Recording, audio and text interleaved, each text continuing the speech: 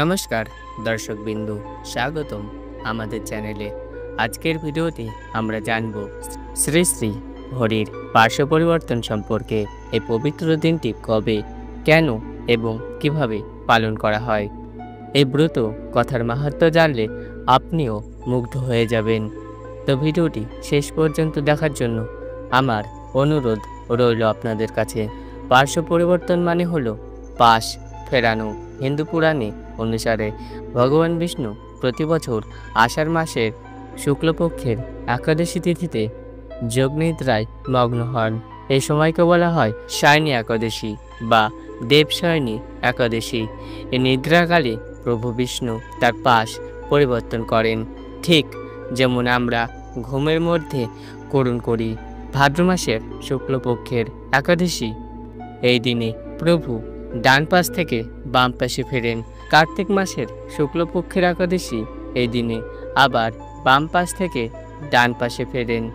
এই দুটি দিনকেই পার্শ্ব পরিবর্তী একাদশী বলা হয় বা পার্শ্ব একাদশী বলা হয়। মোট 4 মাস ধরে চলে ভগবানের এই যোগ নিদ্রা। পুরাণ অনুসারে ভগবান বিষ্ণুর নিদ্রাকালে তার অঙ্গ প্রত্যঙ্গ ব্যথা হয়। পাশ পরিবর্তনের মাধ্যমে তিনি আরাম পান। ভক্তরা এ সময় বিশেষ পূজা ও ব্রত পালনের মাধ্যমে প্রভুর সেবা করেন। এ ব্রত পালনে মনের পবিত্রতা আসে, পাপ মুক্তি ও পুণ্য লাভ হয়, সাংসারিক কষ্ট দূর হয় এবং মঙ্গল প্রাপ্তি ঘটে।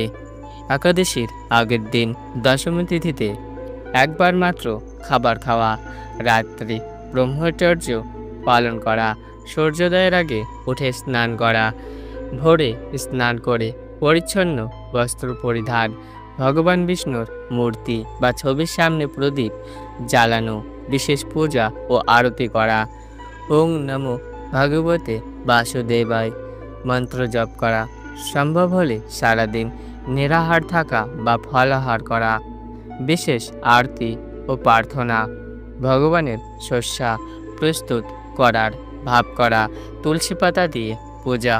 পুরাণের একটি কাহিনী। একবার এক গরিব ব্রাহ্মণ ছিলেন। তার কোনো সম্পদ ছিল না, কিন্তু ভগবানের প্রতি অগাধ ভক্তি ছিল। পার্শ্ব পরিবর্তনের দিন তিনি শুধুমাত্র একটি তুলসী পাতা দিয়ে ভগবানের পূজা করলেন।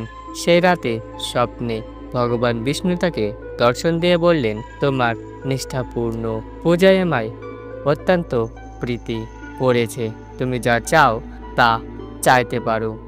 ব্রাহ্মণ বললেন, প্রভু, আমি কিছু চাই না, শুধু আপনার ভক্তি যেন কখনো হারিয়ে না যায়। এই কাহিনী থেকে শিক্ষা পাই, সম্পত্তির চেয়ে ভক্তি বড়। নিষ্ঠা ও বিশ্বাসী ভগবানের কাছে পৌঁছানোর পথ।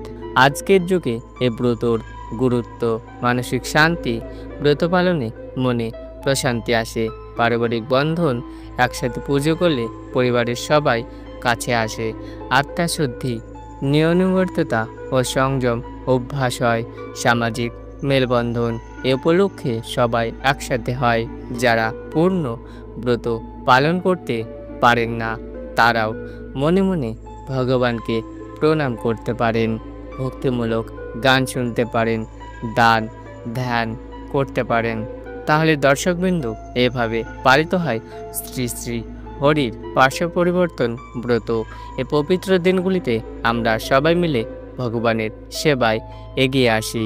আপনাদের কাছে অনুরোধ, ভিডিওটি ভালো লাগলে লাইক করুন, চ্যানেল সাবস্ক্রাইব করুন আর বেল আইকন চাপুন। কমেন্টে জানান আপনারা কিভাবে এই ব্রত পালন করেন। আপনার প্রিয়জনদের সাথে শেয়ার করুন। পরবর্তী ভিডিওতে থাকছে অন্য আরেকটি ব্রত কথা। সেই পর্যন্ত ভালো থাকুন, সুস্থ থাকুন।